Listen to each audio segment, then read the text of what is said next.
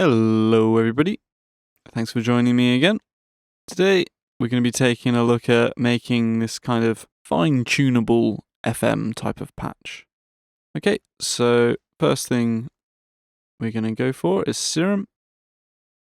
Grab an instance of Serum. Okay, and then just to sort of set this up for me, I'm just going to get a long note, D in this case. Okay, and I'm going to grab Autoplay by Altar of Wisdom because I'm lazy. Just set this up quickly. Okay, so to start with, let's just make a very, very basic FM patch. So we'll stick with the saw wave and we want to go analog, basic shapes. So you can use any waveform you like, whatever you like to be your modulator for FM, that's fine. I'm going to choose a triangle though, because I like triangles. So I want to delete all the other stuff apart from the triangle. Okay. I'm going to turn the level all the way down because you don't actually want to hear this oscillator. Go over to our oscillator A. Go for FM. Okay, and I think we're going to have to go down an octave. So let's drop these both by an octave for the moment. Turn on filter. I'm going to go with the bandpass with about 30% resonance. Set the cutoff to about 100 Hz or so. Chuck a macro on it. Okay, so now we should just have a bandpass saw. Okay, perfect. So now, if we put our FM amount up, when we get to around, I guess, 60% or so, we start to get really, really interesting stuff happening. So just so you can hear that, I'll play that to you. And also, I'm just going to grab a Max for Live LFO to control the cutoff for me because I'm lazy. Okay, so about 60 on the smooth and then probably a dotted eighth. Yeah, 3/16 will be fine. Cool. So let's just turn this FM up and see what happens.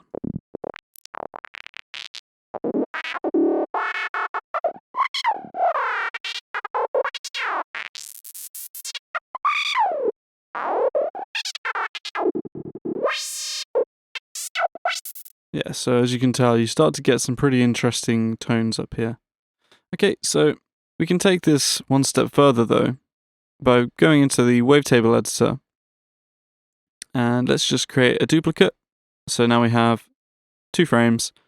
And all we are going to do is go on the flat pencil, I suppose, or brush, and just make this 100% totally flat.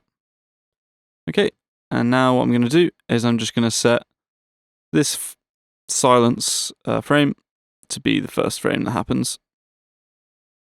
Okay, and then what I'm going to do is I'm just going to go morph, and I'm going to go for a crossfade.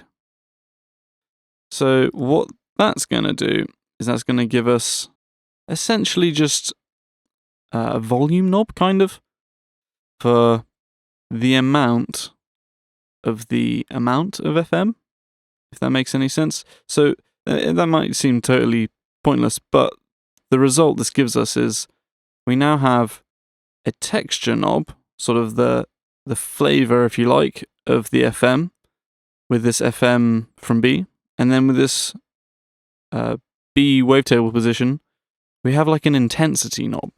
So just to illustrate that, I'll play it.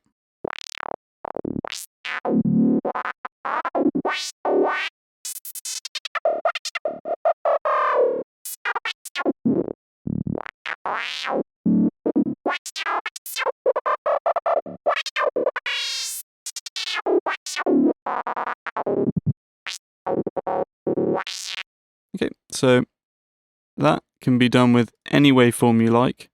Let's use some velocity now to control the intensity. Leave it up a bit though, because I want a bit of FM no matter what. And then we can have sort of texture knob. So let's call this texture.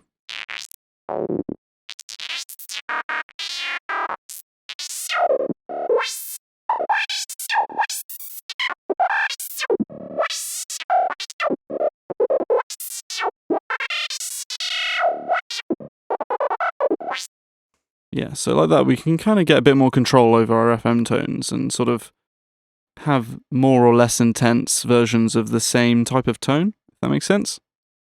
Okay, so let's just do a little bit of processing. I mean, it doesn't really need the low cut, but let's just do it anyways.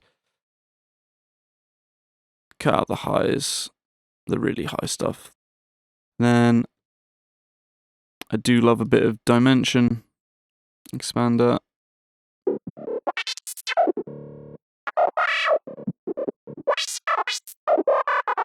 And then something I think's like really cool to do with the velocity is we can just set it on the feedback, so only the high velocity notes will get delayed, or the higher the velocity, the more they will get delayed.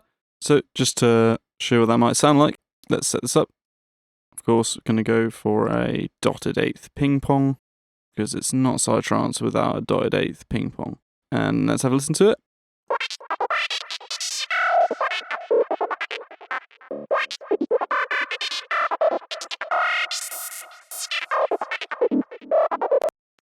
Sounds pretty good to me, so let's just have a listen in context.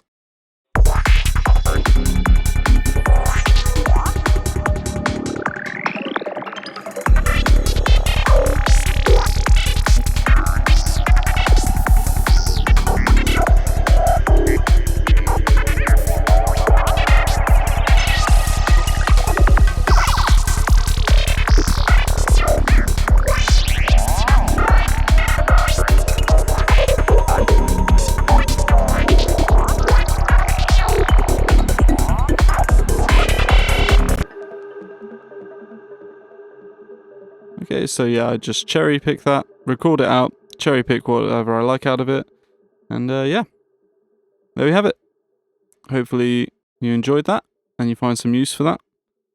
And otherwise, thanks for watching, guys, and I shall see you next time.